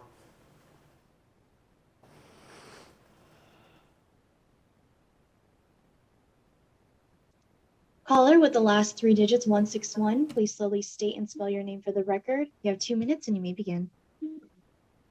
Hello. For the record, my name is Carla Ramirez, Karla Ramirez. I am an organizer with Planned Parenthood Votes Nevada and a community member. Planned Parenthood Votes Nevada supports AB 261 because we understand the positive impact that a complete education can have on students as they learn about their country and those that have made it what it is today. Ensuring that these students in the state of Nevada receive a complete education and one that includes the myriad of contributions of different groups, including Black, Indigenous, people of color, the LGBTQ plus community, and women have had on the history of the United States should be the baseline. And too often, textbooks leave out the contributions and roles of marginalized groups in history. We look forward to living in a state that instead requires and uplifts a comprehensive understanding of American and world history. We urge you to support AB 261, and thank you to the Committee of Education for your time. Have a good day. Thank you. Let's go to the next caller. Chair, there are no more callers in support at this time. Okay, let's go to those in opposition. Anyone wishing to give testimony in opposition here in the room? No one's coming forward. So if we go online, if you could queue up the first caller. If you would like to testify in opposition on AB 261, please press star 9 to take your place in the queue.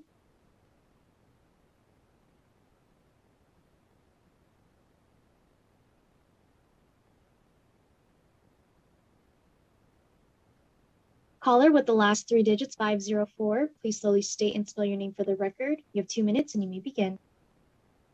My name is Brittany Sheehan, BrittanYSheehan. Like the student who spoke in the presentation, I am Hispanic, Caucasian, and the daughter of an immigrant. But unlike what we heard presented, my mother came from Cuba. There's an entire community of Cubans right here in Las Vegas. The history and plight of Cubans and how we became Americans will not be properly taught in schools under this law because the truth of the inequities and horrible governance that brought us into this nation isn't currently politically popular to point out. Instead, what's popular to point out is Cuba's excellent literacy programs. There's no freedom of speech, no democratic presidential elections since the 1950s, no religious freedom, no economic rights, and no eating beef. I could go on. There's 6 decades of communist history the schools won't bother mentioning. The presenter told us the communities must be accurately portrayed, and she used the phrase Latino. Well, I'm not Latino, I'm Hispanic. Even the presenter seems to not know the difference between the words, which doesn't instill confidence. Another speaker called the student that presented biracial. Hispanic isn't even a race. It is baffling that this presenter used another sentence in closing, how close we are to internment camps. Internment camps, this innocent little bill we're talking about is conjuring, conjecture on internment camps. This should display how political these educational standards are. Further, the bill reads the history and contributions of these selected groups, including LGBT. It says kindergartners under the law need to learn the history and contributions of LGBT people. This is inappropriate. I wouldn't talk to 5-year-old kids about any sexuality or preferences or how important a group of people with certain sexualities are. This isn't okay with many parents. The bill is designed to force politicized cultural concepts onto children. We plainly don't trust you to teach our children these things. This law is not needed and it is not wanted. Washoe School District just said they adopted anti-racism standards, so why does it need to be state law? It doesn't give more tools in the toolbox. It sets standards of what materials can be used based on checking off boxes of certain kinds of people, but definitely not Cubans like me. Please vote no on this politicized education bill. Thank you. Let's go to the next caller.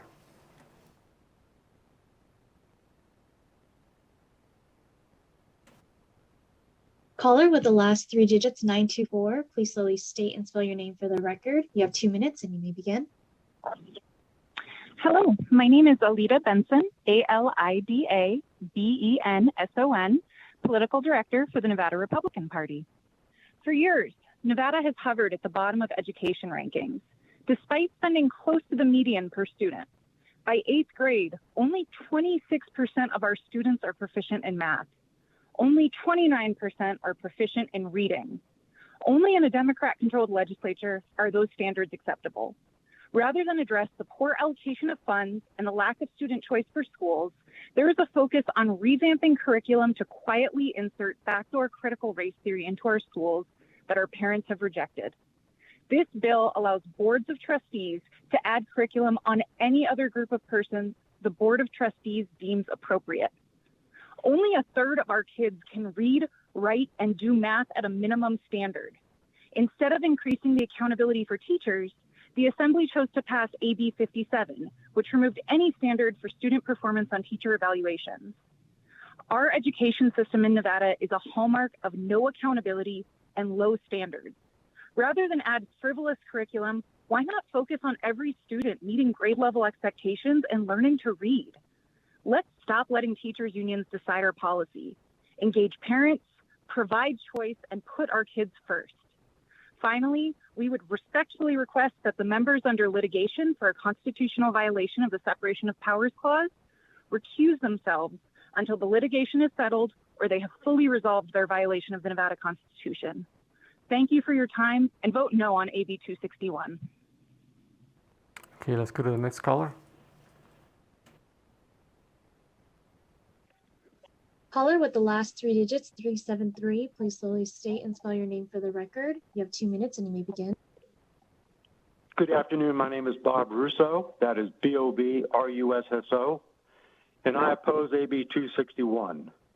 The beneficial contribution by various individuals to our lives, be it in sports, arts, economics, science, and so on, should not be recognized based on one's gender, sexual orientation, race, nationality, or religion, but based solely on a person's individual accomplishments. If that person happens to be Italian, African American, Native American, gay, heterosexual, Christian, or Sikh, should have no bearing whatsoever on their recognition. What should be recognized is that individuals' valuable contributions. Nationality, sexual orientation, and so forth should be secondary. Personally, I believe that recognizing one's accomplishments in accordance with their gender, race, or religion is divisive and undermines the recognition and honor a person deserves for what they have done. Our kids in school need to learn that we are all one people under one nation, regardless of their race, sexual orientation, and religion. The divisive culture agenda that has become prevalent in our society and schools in the last decade needs to end. It is not healthy for America. Please oppose this bill. Thank you very much. Let's go to the next caller.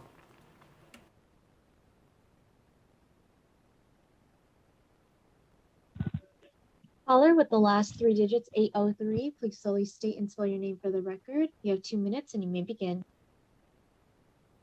My name is Deborah, D-E-B-R-A, Songer, S-O-N-G-E-R. There will be no more funding from the taxpayers indoctrinating children by forcing our education to teach opening opinions and ideologies. The role of our government is to protect rights, our rights, from being infringed on, our children. We need lots of gay friends and other friends that teach separations and divisions, the opposite of the MLK preached. He should not teach children. We should not teach children different role of government is not a parent or raise a teacher morally or teach morality to our children. The government is the most immoral and corrupt organization I can think of, and do not want the government teaching related sex education, culture equality. Our government has a history of manifestation and experimentation without informed on these populations among the abstract. This is yet another experiment without informed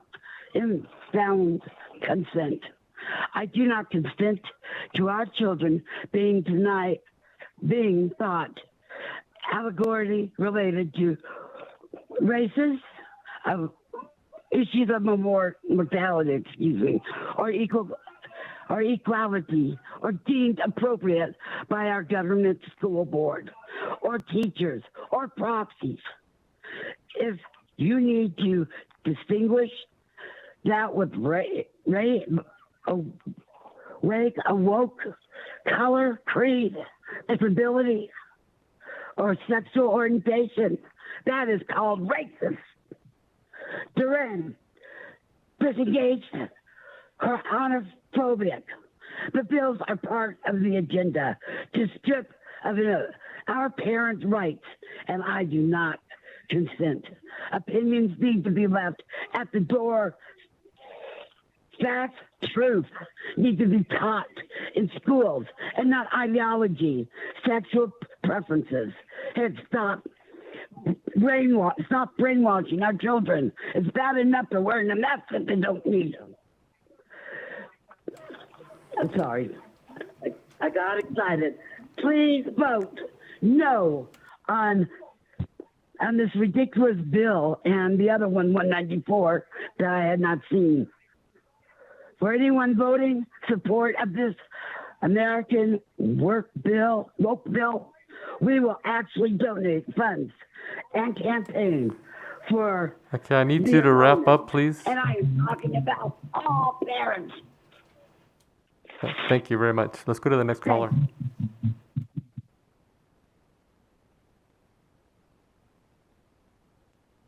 Chair, there are no more callers in opposition at this time.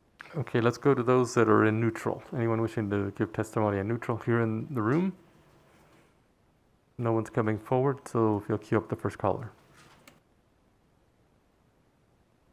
If you would like to testify in neutral on AB 261, please press star 9 to take your place in the queue.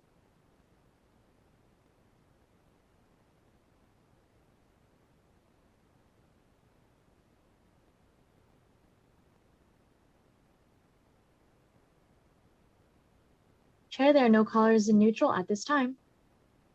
Okay, so we'll come back. Just want to make a comment.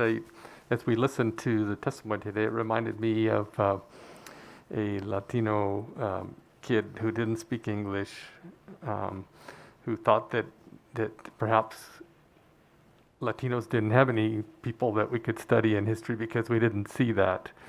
And, and I know everybody has their own opinion, but, as that Latino that didn't speak when he started school and had to learn history, that later I found out that there was other people just like me that contributed to history.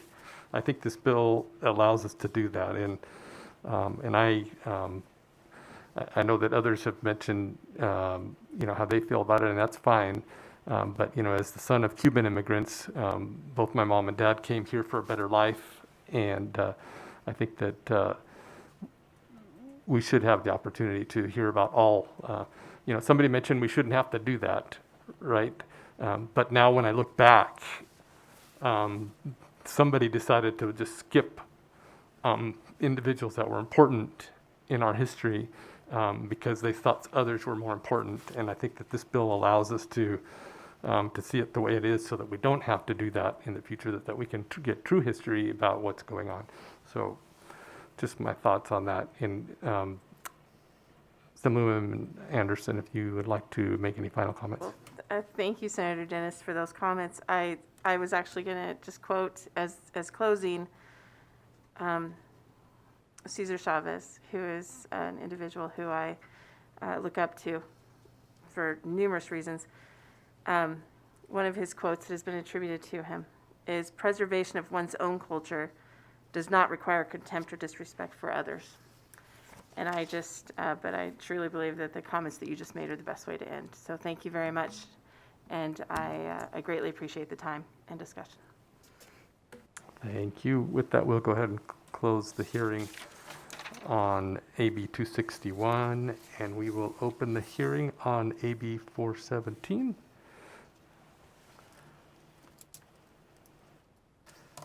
I appreciate Assemblywoman Toll's being with us today. This is a bill that we heard during the interim and the concept came up. So we appreciate you coming today and making that presentation.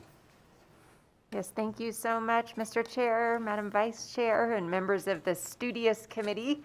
My name is Jill Tolles. I represent Assembly District 25 for the record, and I'm here today to present AB 417. And for all the school bus drivers out there, this one's for you. So I'd like to present to you AB 417, School Bus Safety Inspections, in its first reprint on behalf of the Legislative Committee on Education and the Nevada Department of Education. AB 417 was selected as a topic during the Legislative Committee on Education's August 2020 work session. As brought forward by the Department of Education, the Department of Education worked with the Department of Public Safety, district transportation directors, bus driver trainers, and the Nevada Highway Patrol during their annual transportation directors meeting to compile recommendations to streamline reporting and improve the health and safety of fleets that transfer our students every day. The department submitted an amendment matching the language brought to the August 2020 work session, along with 2 recommendations from district transportation directors. I'll walk through AB 417 in its first reprint. First, it amends school bus inspections from a semi-annual basis to an annual basis and adds language requiring the reinspection of vehicles that receive a violation. This amendment was recommended by district transportation directors. There is no anticipated increase in cost to reinspect vehicles with a defect since school buses were already inspected on a semi-annual basis. Second, it amends language to correct a bus defect from 10 days to 20 calendar days, as recommended by district transportation directors.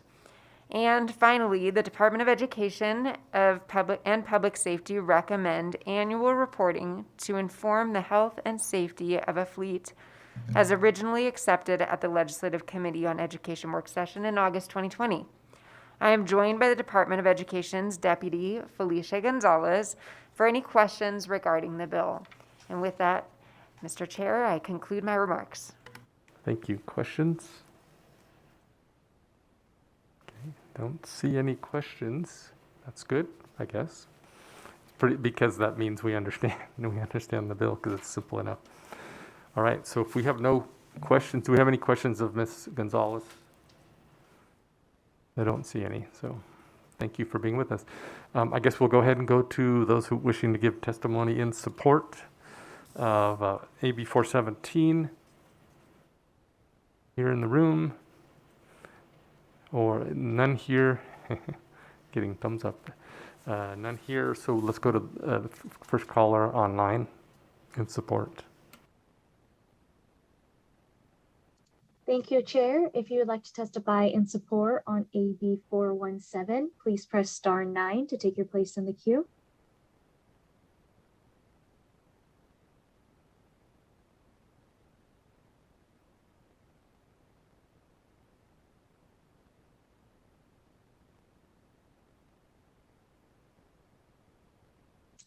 Chair, there are no callers in support at this time. Thank you. Okay, let's go to those that would wish to give testimony in opposition.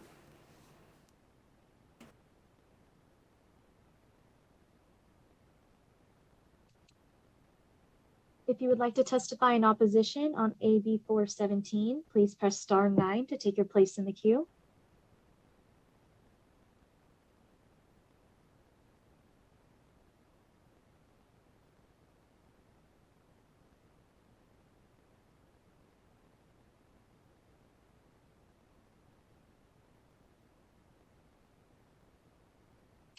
Chair, there are no callers in opposition at this time. Thank you. Let's go to those wishing to comment in neutral. You could queue those up. If you would like to testify in neutral on AB 417, please press star 9 to take your place in the queue.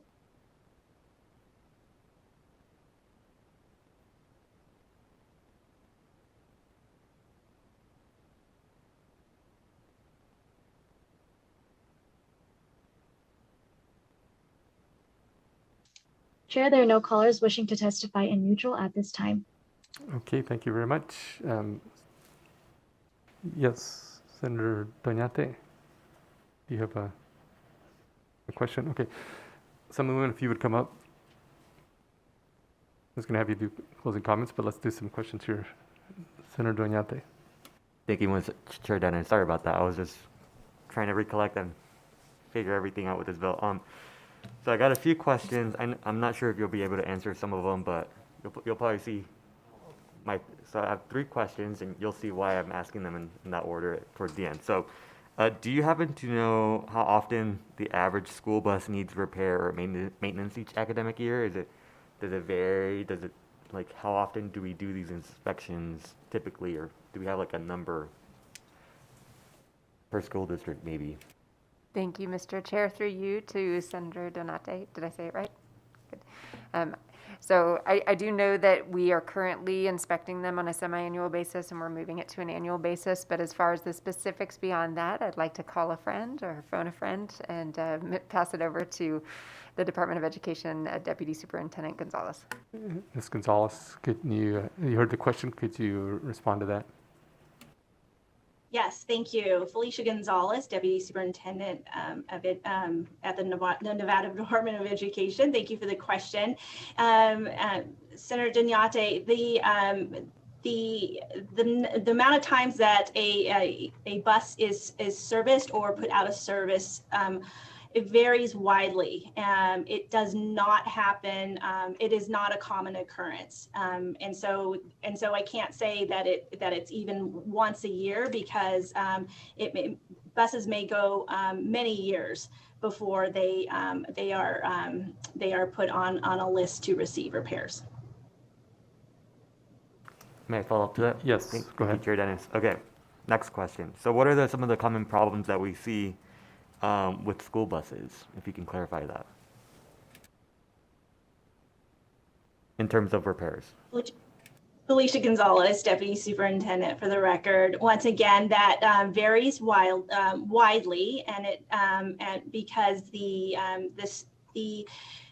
school buses are maintained regularly so that they can be kept in service. So there's not one specific category that a bus will be put out of service. No one big, large category, because it varies widely.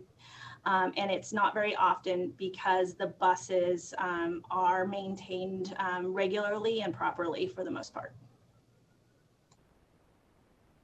Thank you so much, Chair. Yeah, I just wanted to clarify as to what the intent was to move this from semi-annual to annually.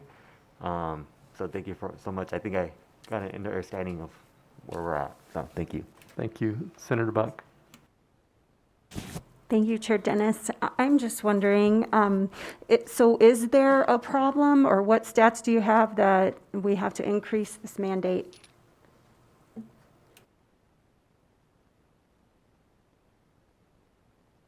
Ms. Gonzalez, do you know the answer to that?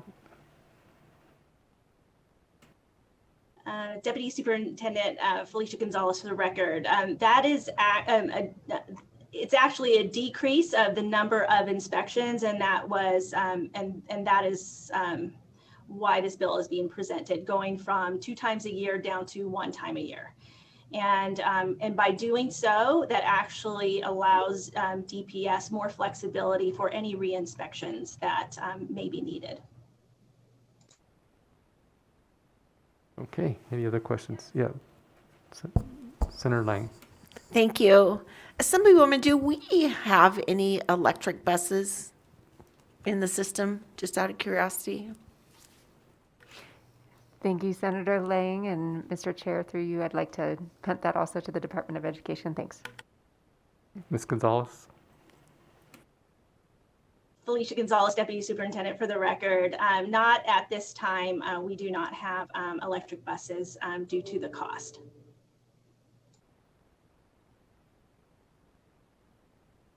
Did that answer your question? Okay. Thank you. Any other questions? Okay. Any closing comments? Thank you, Chair, Vice Chair, members of this committee. I appreciate your thoughtfulness towards this bill, and I'm sure the Department of Education would follow up with any additional questions you have, and appreciate your support.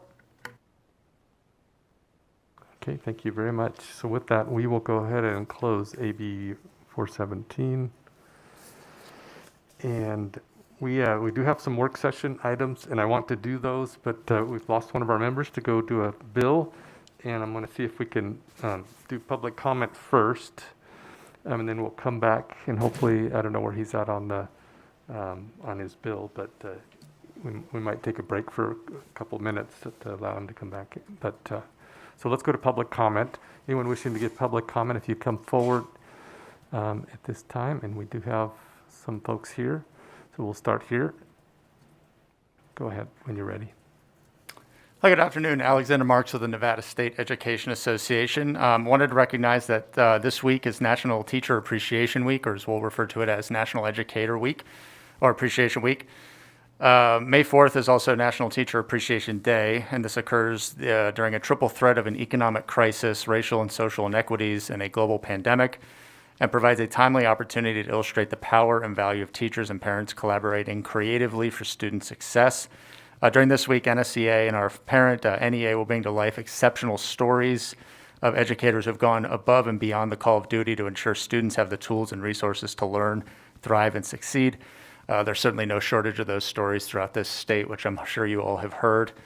Public schools and by extension educators keep our communities connected, safe, serving as sites to offer nutritious meals to students, distribute supplies, help students secure Wi-Fi hotspots to stay connected, and families informed. Educators time and time again have demonstrated their unparalleled commitment and creativity in providing students with continued learning opportunities, both in person and virtually. Even as educators are stretched thin, balancing responsibilities that include caring for their own young children or even elderly relatives, while learning new teacher platforms and supporting students, many have still found the time and a multitude of ways to give back to our great community. So just want to say thank you to all of our wonderful educators, and please throughout the week share our social media, thank an educator, with the hashtag, throw out your story of an educator that changed your life like it changed all of our lives, and we'd really appreciate that. Thank you. Thank you very much. Go ahead. Thank you, Mr. Chair. For the record, Lindsay Anderson on behalf of the Washoe County School District. Thank you for granting my in-person request to attend this meeting. And in exchange, I'm here to offer you a good news minute. I know you've been missing those since we haven't been here in person. But it's particularly exciting today as we've been talking about civics, and then as we have Assemblywoman Tolles in the room. I am so happy and proud to announce that Reno High School placed third place in the nation for the We the People competition, which is an amazing civics program. If you haven't heard of it, it's worth looking into. And I mentioned Assemblywoman Tolles because her daughter was a member of the team who won that third place in the nation, which was very exciting. And we also had Incline High School place 8th in the nation for the We the People competition. And those programs, I can't say enough about the educators who run those programs. It is no small time commitment, and they are incredibly committed to this work, and they are teaching our next leaders. And so we are very proud of both our Reno High School and our Incline High School We the People teams. Thank you, Mr. Chair. Thank you. Chair? Yes. Oh, yes, Senator Lang. So, Assemblywoman Tolles, I had the opportunity to do a Zoom with the JAG class at Reno High School, where they actually told me your daughter is the leader of the team. So, congratulations. Thank you. Okay, let's go online. Anyone wishing to give public comment online, if we could queue that up.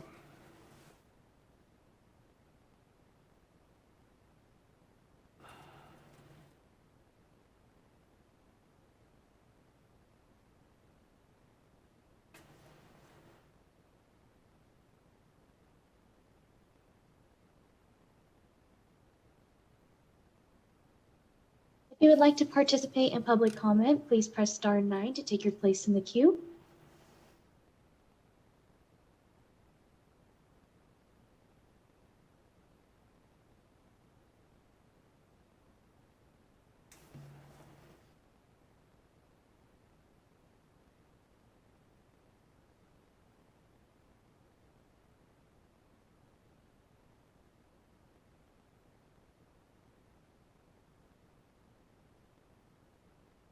Chair, the public line is open and working. However, there are no callers at this time.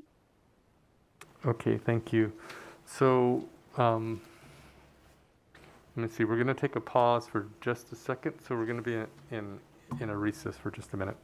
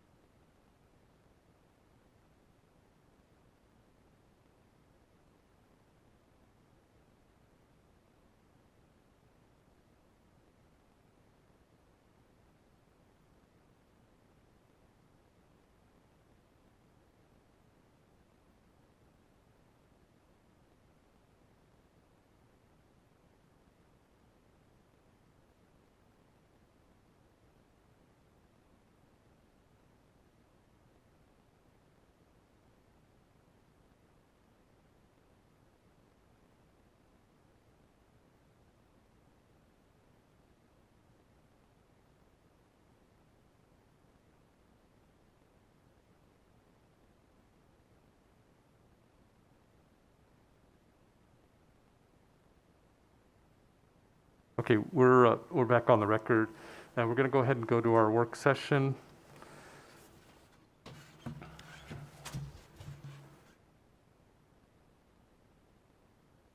And we're going to start with AB 257. Thank you, Mr. Chair. Jen Sturm, Committee Policy Analyst. The first bill on work session today is Assembly Bill 257, which is sponsored by Assemblywoman Martinez. The bill requires the Board of Trustees of a school district and the governing body of a charter school to assess the status of, make improvements to, and report on the ventilation and air filtration systems of a school and ensure that the systems are performing adequately and efficiently. The bill also sets forth requirements for certain personnel to assess and perform updates to systems, rates, and monitors in schools for filtration, ventilation, heating and air conditioning, and carbon dioxide. The Board of Trustees of a school district or governing body of a charter school must prepare a report on work performed and make it available to the Office of Energy and the public upon request. Further, a local educational agency must include information from the report in any plans for the safe return to in-person instruction. And we had a couple amendments proposed by the bill sponsor, and those are in the attached mock-up that you'll find on Nellis and in your materials. The first amendment would clarify that the requirements related to the allocation of funds for the school ventilation program apply only if a school chooses to allocate or is required to allocate state or federal funds to ventilation or indoor air quality improvement projects. And the second amendment would replace the requirement that the Board of Trustees of a school district or charter school governing body provide a report on the work performed by qualified adjusting or testing personnel with a requirement that an LEA prepare an addendum to the LEA's plan to return to in-person instruction that outlines the LEA's proposal for ensuring a public school is equipped with functional ventilation systems. Mr. Chair. Okay, questions? We do have an amendment. I think they discussed the amendment, Ian, but we do have that mock-up in front of us now. Okay, I will take a motion. Vice I Chair. Vice Chair. so moved. We have a motion by Senator Don Darrell Loop, second by Senator Doñate. For further discussion on the motion. All in favor say aye. Any opposed say nay. Okay, so just so we're clear, Senator Hardy, Senator Hammond, Senator Buck are nay. Everyone else is a yay. Okay, motion passes. Let's go on to the next.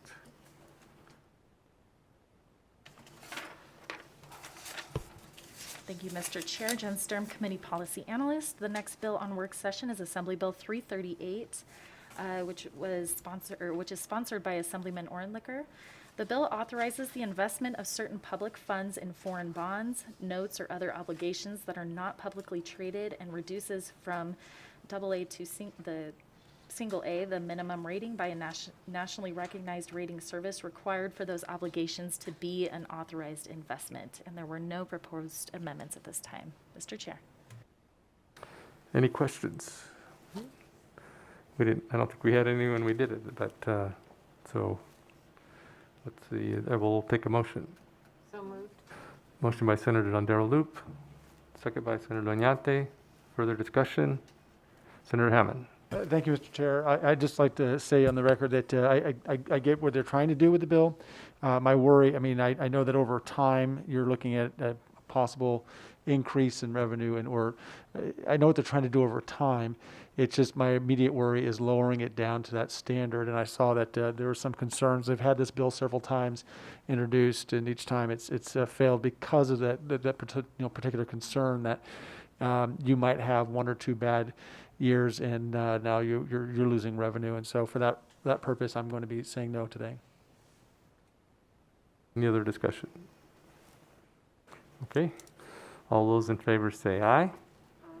Any opposed say nay. So we've got Senator Hardy, Senator Buck, and Senator Hammond. All right. Let's go to the next one, which is Assembly Bill 420. Thank you, Mr. Chair. Jen Sturm, Committee Policy Analyst. Our final bill on work session today is Assembly Bill 420, which was is sponsored by Assembly Committee on Education. The bill revises the definition of an educational management organization to mean a for-profit entity that contracts with and is accountable to the governing body of a charter school to provide centralized support or operations, including, without limitation, educational, administrative, management, compliance, or instructional services or staff to the charter school. And this bill has no proposed amendments at this time. Mr. Chair. Any discussion? I'll take a motion. So moved. Motion by Senator Don Darrell Loop, second by Senator Doñate. Further discussion on the motion? All those in favor say aye. Aye. Any opposed say nay. Motion carries. Okay, so those are the three that we had on work session today. I know I did public comment earlier, but just so that in case somebody was wanting to give public comment at the very end, I'm going to ask BPS if we could just take any public comment that anyone wishes to give at this point, just so we're clear because of the way the agenda is. Yes, Chair, if you would like to participate in public comment, please press star 9 to take your place in the queue. Once again, if you'd like to participate in public comment, please press star 9 to take your place in the queue.